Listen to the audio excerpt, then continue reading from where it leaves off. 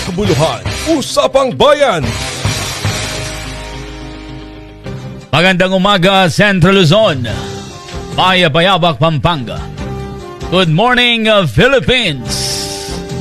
Ako si Joel Mapiles at ito ang Usapang Bayan. Sa ilang mga nakaraang araw, hindi ho nyo ako napanood at napakinggan. Nagbakasyon lang ho ako. At ang napili kong bakasyonan ay ang Diosdado Macapagal Memorial Hospital. At hindi naman ako nagkamali. Napakaganda ng accommodation. Wow naman! Napakaganda ng accommodation. Para kang nasa isang first class na private hospital. Pero ang Diosdado P. Macapagal Memorial Hospital ay hospital ho ng pamahalaang panlalawigan. Provincial Government Hospital ho ang Diosdado P. Macapagal Memorial Hospital. Pero kapag ikaw ay nandyan, para itinuturing kang napaka-espesyal. Diba? Kasi napakaganda ho, hindi naman sa diba, 3 araw akong nandyan, halos mag-4 na araw. Pero ang hospital na yan ay pinatatakbo ho ng pamahalaang panlalawigan sa ilalim po ng administrasyon ni Governor Dennis Delta Pineda. At ang disiplina ay talaga naman. Ang disiplina dyan ay talaga naman kapag sa mga bumibisita lang kailangan isa lang ho ang bantay. Isa lang ho ang bantay kapag ikaw ay may pasyente. Mamaya ay meron tayong magiging bisita rito. Magiging bisita rito, ipapaliwanag niya kung ano po ang nagagawa at ginagawa ho ng Diosdado P. Macapagal Memorial Hospital para sa kapakanan ng kalusugan ng mga Kapampangan, ng mga taga-probinsya ho ng Pampanga. Ipaliliwanag ho mamaya at abangan ninyo itong aking napaka-special na guest dito ho sa Usapang Bayan. Kasi ho ang Usapang Bayan ay hindi lang ho politika pinag-uusapan. Ang pinag-uusapan din dito ay kalusugan ng mga Kapampangan. Kasi itinuturing nating health is wealth. Ang kalusugan ay kayamanan. Ang kalusugan ay kayamanan. Sana ho lahat tayo ay pagtalagahan natin ang pagpapanatili ng magandang kalusugan. Siguro ito na. Uupo na ang ating kunin mo pangalan na Ate Kiana, Kunin mo pangalan ng ating special na guest mula sa Diosdado P. Macapagal Memorial Hospital. Dahil sa pagpapaliwanagin natin. Pagpapaliwanagin natin bakit ba ganon ang serbisyong ginagawa ng Diosdado P. Macapagal Memorial Hospital. Sa hospital na to, lumabas akong walang pera. Lumabas din akong hindi naglalabas ng pera. Ibig sabihin, okay lang. Di ba? Pumasok ako, ala naman akong pera Pero nung lumabas ako, hindi rin ako nagpalabas ng pera. Dahil ho doon sa serbisyo. Sa serbisyo at lahat po ng kinakailangang tulong ay ibinibigay ho ng Diosdado P. Macapagal Memorial Hospital. At ito naman ay siyempre, binabati ko, good morning, ang ating center chief, yung ating hospital chief dyan, si Dr. Flor Zapanta. Good morning! Binabati ko rin si Madam Lenny Suba, ang administrative officer ho ng Diosdado P. Macapagal Memorial Hospital. Si Dr. Malto. Good morning! Si Dr. Malto at saka si Dr. Darwin Cruz. Good morning! At saka sa lahat ng mga napakasisipag na mga nurses. At saka yung mga nandoon sa 2D Echo. Sa 2D Echo room, At saka doon sa X-ray room. Good morning! Napakagaganda ho ng inyong serbisyo. Maraming salamat po. Without further ado, nais ko sanang introduce sa inyo ang ating bisita mula sa Diosdado P. Macapagal Memorial Hospital. Siguro siya na ho magpapakilala ng kanyang sarili at bumati ho sa ating mga tagapakinig dito sa Newsline 103.1 FM. At naririnig ho tayo dito sa Central Luzon at napapanood po tayo sa buong mundo sa pamamagitan ho ng Newsline Central Luzon TV at YouTube channel. Okay, siguro pakilala ko na ha. Ito ho, mula ho sa Diosdado P. Macapagal Memorial Hospital, palakpakan po natin si Dr. Reluya. Si Dr. Donald Reluya ho ng Diosdado P. Macapagal Memorial Hospital. Isang palakpak naman ho dyan. Isang Isa pa. Ayan, isa pa. Sobra na yan. Sige. Okay, magpapakilala na ho ang ating panahuing dito sa ating programang Usapang Bayan. Magandang umaga po, Dr. Reluya.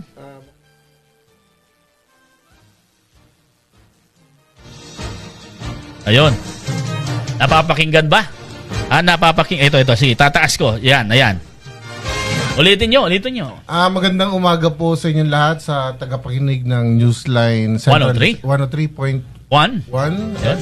Central Luzon. Ayun.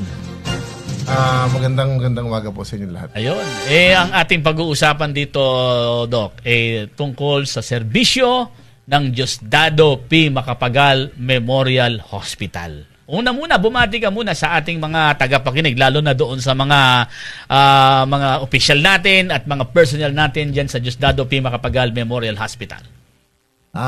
Sa mga kasamahan ko po sa Diosdado Macapagal Memorial Hospital, sa pamumuno ng aming director, Chief of Hospital, Dr. Flor Elisa Panta, Chief of Clinic, Dr. Phil Fernand Malto, Administrative Officer, Ma'am Lenny Suba, at saka sa lahat po na nakikinig at mga katrabaho ko dyan sa Diosdado, magandang umaga po sa inyong lahat. Ayun.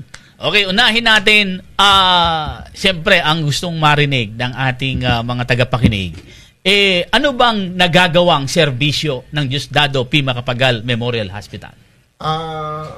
Unang-una po, sa pagtatrabaho ko dito sa Diosdado, mga 8 years na, more than 8 years na, kung ano yung serbisyo na pinapakita namin noon, ngayon, ganun pa rin. Kaya lang, mas medyo nadagdagan. Unang-una, sa mga clinical departments, ng mga specialties, na meron kaming internal medicine, pediatrics, OB gynecology, anesthesia, at isa ako sa mga head ng anesthesia, orthopedic surgeon, and radiologist. Yeah. Radiologist. So, ibig sabihin, kapag pupunta ka dyan, halimbawa ay surgery, halimbawa, may bukol-bukol ka. Yeah, kaya. Pupunta kayo sa OPD. Ang schedule naman namin is araw-araw from 9 a.m. to 5 p.m.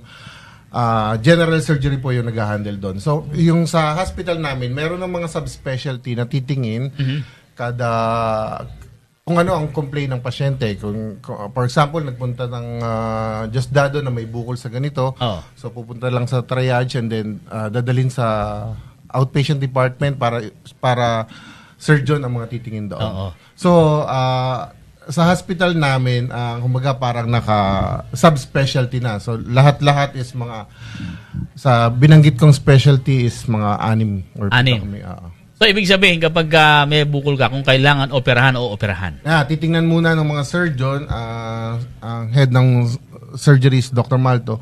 Titingnan muna, tapos kung halimbawa naman na kailangan operahan yung pasyente, i-clearance ng internal medicine, i-refer sila doon, tapos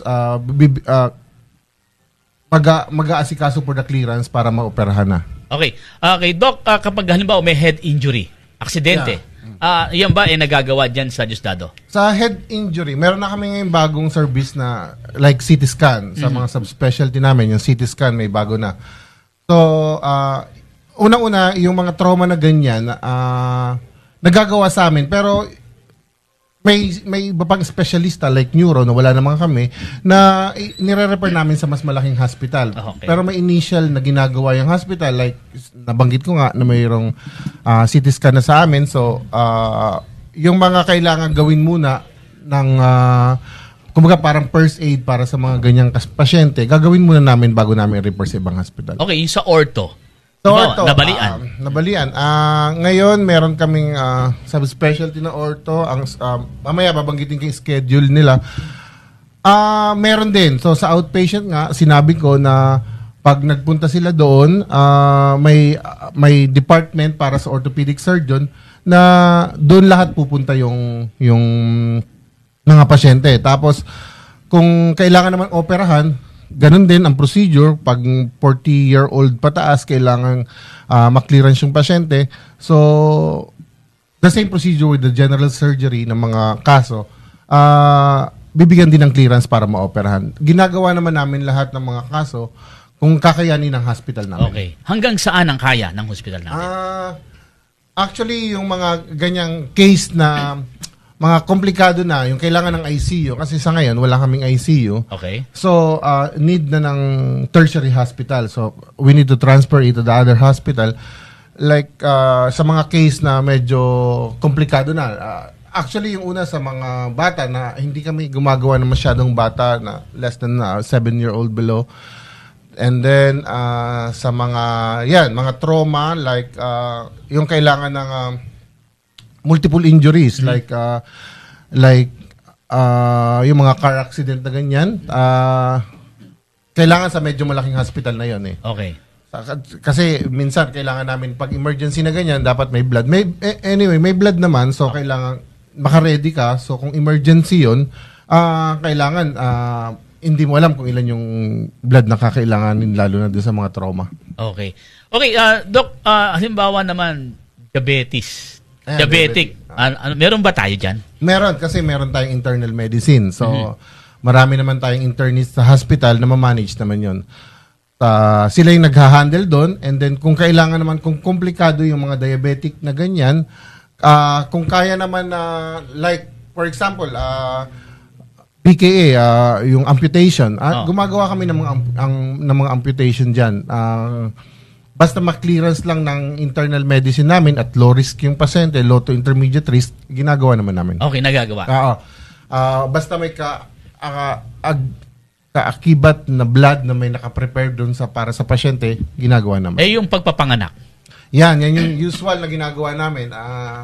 Isa ako sa mga nag-anesthesia roon bago mag-cesarean section. Yan, madami kaming pasyente sa pagpapaanak. Usually, sa isang araw, mga mababa na yung 5. So, daily yun. Mm-hmm.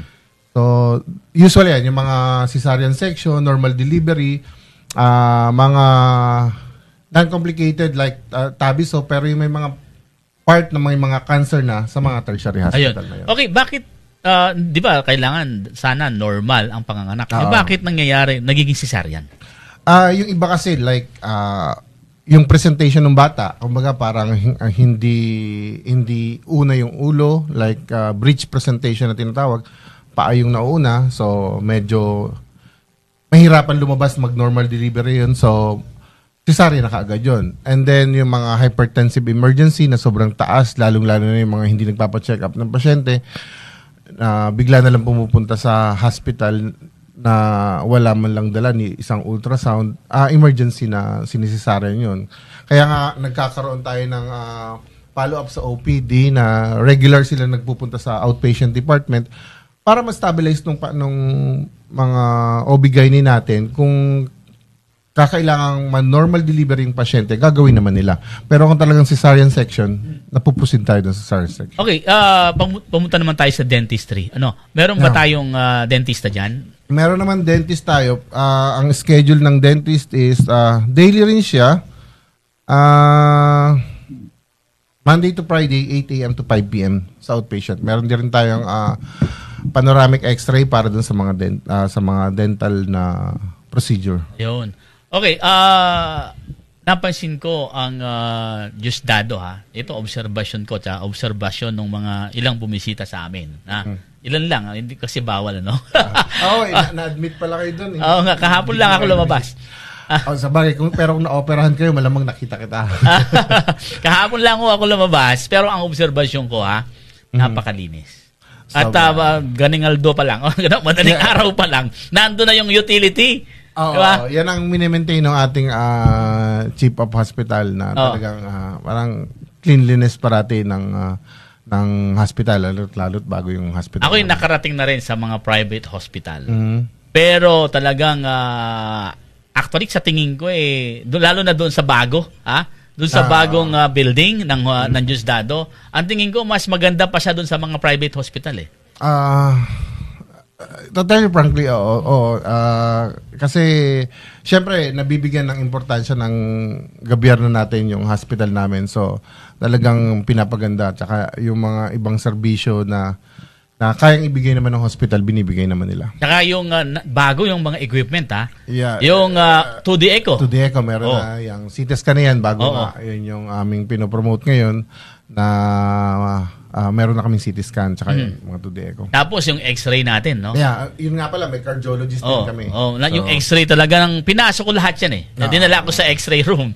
Dinala ko sa 2D Echo room, nakapag-tour na pala. Nag-ultrasound, dinala ko sa ultrasound, kasi chinek yung aking tawag doon, yung aking Abdomen. whole abdomen, Chinek sa akin, tinignan, nakita naman nila, may taba. So, wala na tayong bato. May taba doon sa bandang atay. Ayun. Ang tawag daw nila doon fatty liver. Fatty liver. Fatty liver. Lalo na kung mahilig tayong kumain ng matataba. Halimbawa, may fatty liver ako, hindi na halimbawa. Totoo. Ano ang maipapayo mo sa akin? Unang-una yung alak. So, iwas-iwasan muna natin. Hindi ako umiinom ng alak. Usually, yung mga alcoholic drinker. Tapos, yung mahilig kumain ng mga processed food and then barbecue, yung mga ihaw-ihaw, yan nagkakos ng mga fatty liver natin. Ayun? Totoo. Yung ihaw-ihaw? Yung mga ihaw-ihaw, yan. Lalo na dito, di ba, alam mo naman ang probinsya natin na talagang capital. Tayo talaga, number 1 tayo. Culinary capital of the Philippines. Yeah, culinary capital of the Philippines. Culinary capital of the Philippines, ang lalawigan ng Pampanga. Naking kanyaman mangan. Naiintindihan ko konti. Alam mo, merong tagline gusto kong tagline basta Kapampangan, manyaman. Manyaman. Basta Kapampangan sa Tagalog yan. Basta Kapampangan, masarap. Dito nga ako tumabas sa Pampanga. Okay. Paano nangyayari naman na lalabas ang pasyente na hindi man lang nagbayad? Ayan, yung katulad ng nabanggit mo kanina na wala kang binayaran. Kasi meron kami mga service na malasakit. Unang-una yung malasakit. Meron kaming mga medical assistance, yung MAIP na tinatawag. At saka yung medical assistance for indigent patient. So, MAIP. Oo.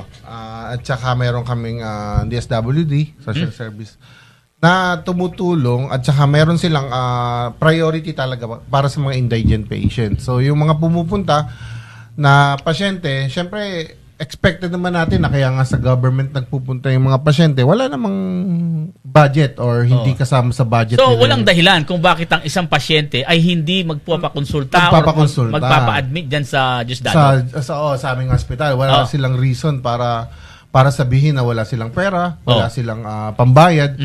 Ang hinihingi lang namin, konting tiyaga lang. Kasi maraming patients sa OPD. Minsan, hindi mo lang matingnan ng konti ng wala naman kaming limit for the outpatient department. Lahat naman ginagawa naman namin. At saka kung minsan yung mga pasyente natin sensitive. Kaya nga minsan dumidiretso sila sa ER, syempre yung emergency room, yung mga tinitingnan nating pasyente, emergency talaga. Kaya nga may tinatawag tayong triage. Kung nasa OPD naman tayo, may number naman na binibigay doon.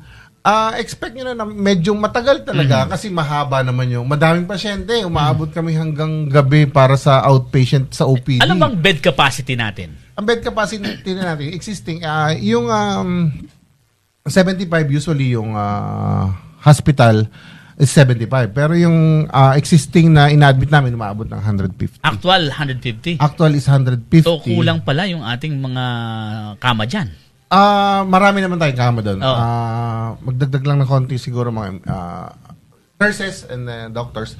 Pero nakakaya naman yun kasi yung usual na patient namin nasa 110 to 130 daily. Yung daily? Yung census namin. So, nagagawa naman ng paraan. Kasi kung halimbawang hindi naman ganun ka-komplikado yung pasyente, kinabukasan, obserbahan lang ng 24 hours.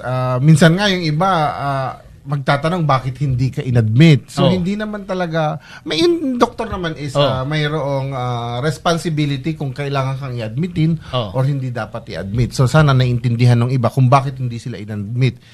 Hindi admissible yung pasyente. Pero kung admit yung pasyente, ina-admit naman at ginagawa naman namin ng paraan para magkaroon ng mga kama. Kaya umaabot kami. Ang actual bed lang is 75 pero yung umaabot na pasyente namin nasa 150. So, the usual census is 110 to 130. 110 pero ang capacity lang ninyo 75. 75, yeah. Pero ang nag-exceed tayo ng 110. Nag-exceed tayo ng 100 na lang. Hindi minsan kung hindi mo naman i-admit baka naman, 'di ba? Maraming ang ganung case. Kami recently maraming ganun na bakit hindi sila i-admit. Or pupunta yung pasyente tapos sasabihin nila na for admission po ako. Hindi naman ganun. Kailangan tingnan ka rin muna ng mga doctors na lalong-lalo na specialista yung mga nandun. Kung admissible ka, admit ka naman. Okay, yung bang mga doktor natin lahat mayroong specialization? Mostly, lahat actually lahat meron. Okay, meron. Kaya departmentalized kami kung tawagin. So yung mga tumitingin po sa inyo para sa mga nakikinig, hindi espesyalista po sila lahat. So alam nila yung kanilang mga ginagawa na kung kailangan ma-admit ka sa ganitong departamento, ma-admit ka. So lahat from sa ER pa lang na tumitingin, mayroon tayong internal medicine, tapos surgery, pediatrics, and then doon naman sa may operating room, OB, and then sa mga nagbabasa ng CT scan or mga ultrasound, may radio naman tayo doon. Yun. Nung nakita ko, ako kasi ang doon sa card ko, C2 ako eh. C2? C2. Yung parang dapat sa C3 yata wala kang babayaran. No? So, lahat naman kasi kailangan kinakategorize base doon sa assessment ng social welfare officer. Ano? Kasi minsan hindi mo naman masasabi na yung iba nagpupunta sa amin mukha naman talagang may kaya yung kapag C3 ka, indigent ka. Pagka C2 ka, kailangan half yata, ano? May babayaran minimal lang naman. Tapos yung C3 meron din, full payment. Kung talagang mayamang-mayaman, siguro, no? Tumulong naman sa gobyerno, no? Tumulong naman sa ospital. Yung iba nga, minsan hindi mo makategorize. Pagkita mo na lang, may mga sakyan nagpupunta doon. So talagang yung iba na kaya namang magbayad, kumbaga pwedeng ibigay na lang natin doon sa mga indigent. Kung magbabayad naman, kung may PhilHealth naman siya, may PhilHealth naman, covered naman ng PhilHealth. Diba? So yung babayaran niya, covered na ng PhilHealth. Ng PhilHealth, So actually, lalabas din siyang hindi nagbabayad. Totally, wala talagang babayaran. Kasi kung mayroon mang babayaran, pwede silang lumapit nga doon sa sinasabi ko. Yung sa MAIP. Sa MAIP, medical assistance. Tapos may malasakit pa. May pa. malasakit pa. O karing ka pa. Diba? Diba? Kaya nga, tapos yung iba niyan, pupunta pa sa mga, tapos hihingi pa. Baka meron bang take home na, diba? Parang allowance pa ba for dahil na-hospital sila? Nung pumasok siya, wala siyang pera. Wala siyang pera. Nung lumabas siya, may pera na. Pero ako tama. exempted ha. Nung pumasok ako, alahong pera. Pero nung lumabas ako, alahu pa rin pa akong pera. Pero di ako nagbayad. Diba? So now, thank you very much sa Diosdado P. Macapagal Memorial Hospital. Welcome po. Ayun, thank you very much. Welcome po lahat ng at saka ang ganda ng treatment. Lahat ng mga nurse nakatawa. Nakiti, di ba? Yun nga yung pinopromote namin Kaya always smile and kung medyo may dating yung pasyente, smile ka lang dyan and then hingang malalim, inhale, exhale. At ganun lang, alis ka muna saglit, then harap ka na lang ulit kasi alam mo naman yan. And kahit siguro galit na yung pasyente, service with a smile pa rin ang nurse or... lahat na yan, kahit pagod na yung mga nurse namin kasi... Tapos minsan, puro reklamo pa sila na hindi nila alam yung mga nakikita, yung sakripisyo ba ng mga frontliner doon. Ginagawa naman lahat kasi hindi naman napapabayaan yung mga pasyente. Ang hinihingi lang namin, konting pagpasensya kasi nasa gobyerno tayo So, talagang yung pagkain dyan, advance. Oo. Wala pa sa oras na doon na yung pagkain eh. Oh. Personal experience pala yung nangyari nga pala sa'yo. So, Sabi ko, talagang- kakain pa lang ako ng alas 6. Alas 5 nandun eh. Oo, hindi po bakit sinasabi na kakilala ka or kilala ka Kahit sa sino. Kahit sino 'yon. Kahit sino. Kahit sino 'yon. Same yung aming pakikitungo sa bawat pasyente Ayun. namin. Oo. So, ibig sabihin talagang siguro yan ang bilin ni Governor Dennis Delta Pineda. Opo, yan ang unang-unang pinagbibili ni Governor Dennis Pineda at saka ang ating Vice Governor. Si Nanay. Okay. Siyempre, alam mo naman, kapag may complaint, antimano, dumidiretso kay Nanay. Oo nga, hindi naman namin alam ba, kumbaga, magugulat na lang kami kinabukasan, saan ba kami, sino ba yun doon na hindi nakita or dumidiretso sila doon. Sana naman pagka maganda naman, dumiretso rin sila. Sana, yun nga ang inaano namin, but parang puro negative na lang yung mga naririnig namin. Sana naman lang may lumalapit din para sabihin na, actually maririnig naman ngayon na ikaw na yung nagsasabi na naranasan mo dahil na-admit ka na. Makakonting ano lang sa amin, energy sa amin, mag-uplift man lang na. Halimbawa, pag negativos, okay lang. Sabihin Okay lang. mo, constructive eh. Di ba? Constructive criticism, mas maganda yon, di ba? Oo, kung saan yung pagkakamali namin, babaguhin namin. Pero kung maganda naman, kung commendable naman, sabihin nyo naman. Sabihin nyo rin naman. Hindi Diba? puro negative. Kaya Diba? Para magkaroon kayo ng inspirasyon. Mga nagtatrabaho dyan. Para ganahan naman kami kahit abutin ng gabi or abutin ng yung lalong-lalo na sa outpatient namin. Ang dami niyan. Hindi na nga pinapauwi minsan basta dumating doon.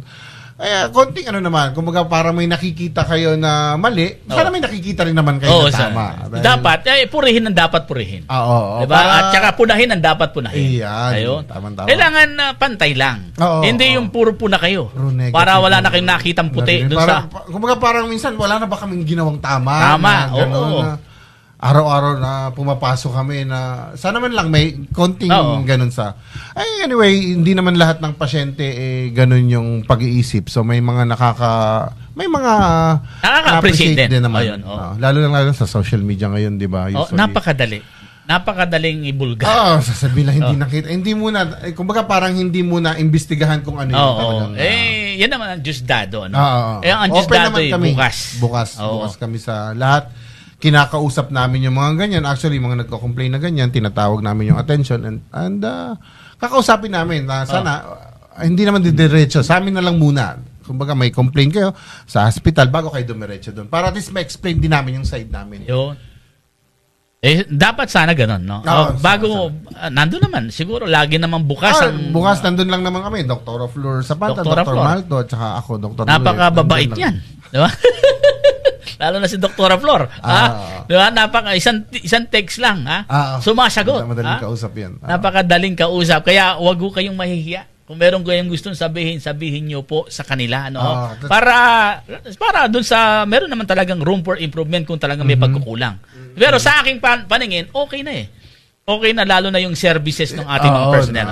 Maganda na yung pagbabago, di ba? Maganda na. At kita mo naman, yung mga nurse, talagang kahit madaling araw, kakatuking ka.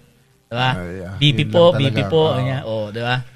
Nakikita mo naman kung gaano ka talaga ka-dedicated yung mga employee namin. Oo, tsaka yung mga babalik ko kayo next week ha. Baka hindi ka pwedeng hindi bumalik ha. Yun naman sana pati yung inaano namin kung porket naoperahan na or gumaling na. Kaya nga may follow-up eh. So mag-follow up po kayo dun sa OPD para kung magpa-follow up yung iba kung kailang nagkaroon na ng komplikasyon, di ba? Pero meron kang araw na para mag-follow up yun. Lalong-lalo na doon sa mga buntis natin. Kaya hindi natin maiwasan yung mga OB natin. Yun ang kanilang kailangan. Hindi naman pwede kasing magpaanak ka na lang ng huhula. Karamihan kasi dumarating doon, fully na eh. So, wala man lang check-up. Una-una, wala lang check-up. Yung 9 months po natin sa pagdadala sa pagbubuntis, siguro naman nabigyan na natin ng time yun para maghanda sa pagpapaanak natin. So, kahit paano naman bumisita kayo, lalo na yung kung saan kayo mga anak, dun sa hospital na yun, ugaliin po natin Bisita. magpa-check up sa mga OB. Saka wag ko kayong matatakot sa mga ospital. Oo. No? Oo. Huwag kayong matatakot sa mga hospital. Although, may regulation dyan, no? Sa labas, kahit na walang face mask, pero pagdating ng sa mga hospital, kailangan talagang may face mask. Naka-face mask po tayo. Sa yung mga security guard naman natin doon, may nagbibigay ng mga face mask pag walang... Oo. Kasi hindi nang naman talaga COVID. Actually, wala nang pandemya ngayon. Pero karaniwan na lang ata ang COVID, ano? Oo. Meron pa rin pa ilan-ilan, pero syempre na-accommodate na natin yun eh. So, pero marami pa rin namang ibang sakit, kaya kailangan yung ibang virus, no? So, hindi lang COVID. Hindi lang COVID yung... So, pagka kayo pupunta ng hospital, yung natatago pa ninyong mga face mask, gamitin na. Expect na natin, nasa hospital tayo. Kailangan talaga yun. Kahit walang pandemya, kailangan naka-mask tayo. Naka-mask. Kasi maraming mga virus, bacteria nandiyan sa loob ng mga hospital na hindi natin maiiwasan. Opo. Okay, Doc, ano ang inyong mensahe sa ating mga kababayan? Mensahe na paparating namin sa ating mga kababayang Kapampangan. Magpunta lang po kayo sa hospital namin sa Diosdado P. Macapagal Memorial Hospital. At kung ano yung pwede namin gawin, binibigay namin lahat sa mga pasyente namin. Kung kaya naman namin, ginagawa po lahat, ginagawa ng kinaukulan kung ano yung nararapat namin gawin para sa inyong mga pasyente, ang request lang namin is konting tiyaga lang po kasi nasa government hospital tayo. Kinikater naman po lahat namin yung mga pasyente na kaya namin gawin. Yun. So, konting tiyaga lang at lahat ng nakapila doon, asahan nyo na makikita namin at titingnan mga espesyalista po yung tumitingin sa inyo. Hindi yung mga karaniwan na doctors kasi may departmentalized po kasi yung Diosdado. So pag may nasa emergency room, antay-antay lang kasi tatawagin yung espesyalista na pupunta doon para tingnan ka. Tsaka ang hospital na yan, hindi na COVID hospital ngayon yan. Hindi na. Hindi na. Di ba? Kami rin yung... hindi na. Nakaraan na. Hindi na. Nakaraan na yun. Yung serbisyong yun talagang pinagtalagahan din. Yung diba? OPD na nakatent natin doon, tatanggalin na rin yun kasi matatapos na yung building na ginagawa doon sa kabilang side. Kung nakita nyo yun. So, ano ba ang sa future? Ano ba hinaharap ngayon? Ano ba ang mga plano para sa hinaharap ng Diosdado? Ng Diosdado. Sana umangat tayo kung kaya natin mag-level up or level 2 dun sa hospital natin, pipilitin natin. Ano ba level 2 pagkakaiba ng level 2 sa level 1? Yung 75 patient na bed capacity madadagdagan, mga 100 plus yung sa... actually, 110 na yan. Kailangan talagang intended na for level 2. Tsaka, kaya lang, kailangan natin mga dagdag pa ng doktor, lalo para sa ICU. Open ka ng ICU. Tsaka yung mga level 2 ganyan, may mga ICU na. Totoo ba nagkukulangan tayo ng nurse? Kasi yung iba na permanent na, siguro para hindi naman natin maiwasan na... Yung iba nag-iibang bansa, no? Oo, kahit nagkaroon na sila ng item sa amin, naghahanap pa rin kasi syempre mas mataas ang salary nila doon. Sa ibang bansa, no? Practically speaking, gano'n naman kasi mas mataas kasi kumbaga parang bata pa naman sila, so... tatrabaho sila para sa pamilya nila eh. So, nabigyan naman sila ng mga item. Kaya lang, may mga opportunity sa ibang bansa na mas malaki yung maasahan nila. So, yung sa amin naman, sana kami din. Inaalala naman kayo ng gobyerno, di ba? Opo. Actually, priority lagi, lalo na yung mga doktor, mga nurse natin. Lalo na nung pandemya, di ba? Lalo na nung pandemya, nakita natin yung sakripisyo ng mga medical officers natin. Kaya nga yung iba nga namin. Yung iba rin namin nag-aantay na lang ng mga mabigyan ng item para sa gobyerno. So sana naman mabigyan ng gobyerno yung nararapat para sa mga doktor. Parang hindi na sila nag-aalisan. Sa ngayon naman, nag-aantay na lang tayo ng mga ginagawa naman nila kung ano yung dapat. So sana, kung nabibigyan din yung mga nurse na mga ganyan, mabibigyan din naman tayo. Okay. So, sa personal naman, kumusta na pamilya nyo? Pamilya ko. Actually, yung pamilya ko wala dito eh. So, ang family ko, kaalis lang isang kapatid ko and then yung panganay ko, wala rin dito sa Pilipinas. So, yung mga relative lang na nandito. Actually, I'm from Marinduque. Marinduque? Kaya pala, hindi ka marunong magsalitang Kapampangan. Hindi. Karamihan...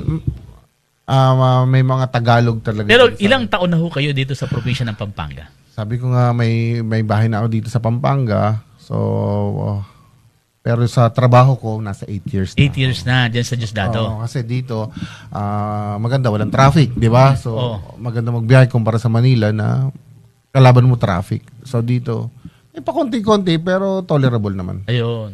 Kaya. Okay.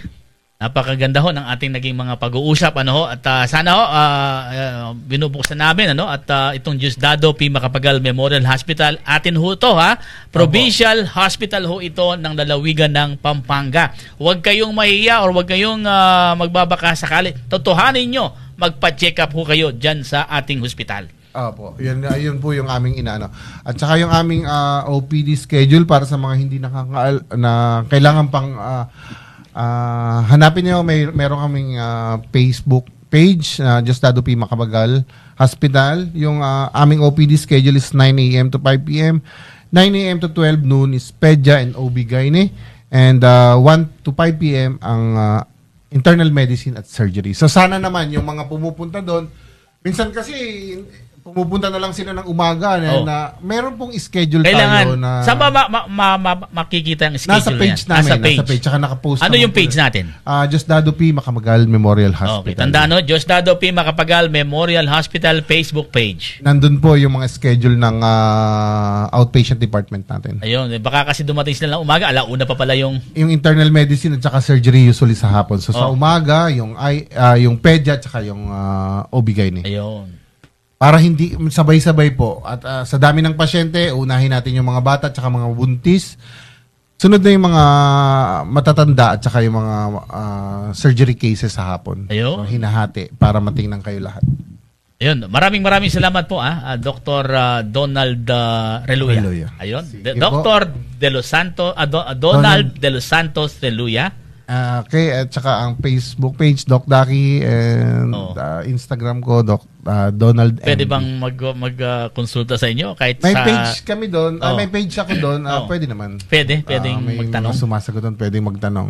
Pwedeng magtanong kay Dr. Reluya. Usually, yun ang work ko nung pandemic, yun ang may tutulong namin na sumasagot na ganun sa page namin. Sa page ko, sumasagot ako, nagbibigay ng Pero ngayong open na, sana naman, mas pwede na kayong pumunta sa mga hospital, mas maganda pa rin yung nakikita. Mas maganda yung personal, Yung physical appearance ang maganda kasi maki-check up ng personal, di ba? Apo, para makita. Mahaplos-haplos ka man lang. At saka kahit paano, pag-laboratory na rin kagad yung kinakailangan. Ayun.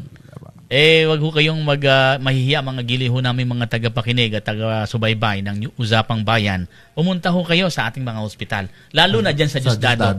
Diosdado P. Macapagal Memorial Hospital at sa lahat ho ng mga district hospital dito po sa lalawigan ng Pampanga. Okay? Maraming salamat po, Dr. Reluya, at karangalan namin na kayo'y makabisita dito sa himpilan po ng Newsline 103.1 FM. Maraming salamat po at saka sa OR department, sa lahat ng nasa operating room ngayon. Magandang umaga po sa inyo lahat at saka sa aking mga kasamahan. Ayun. Morning. Okay, babalik ko kami dito sa Usapang Bayan. Marami pa tayong mga pag-uusapan pagkaraan ho ng ilang mga patalastas. Ating pag-usapan ang mga kaganap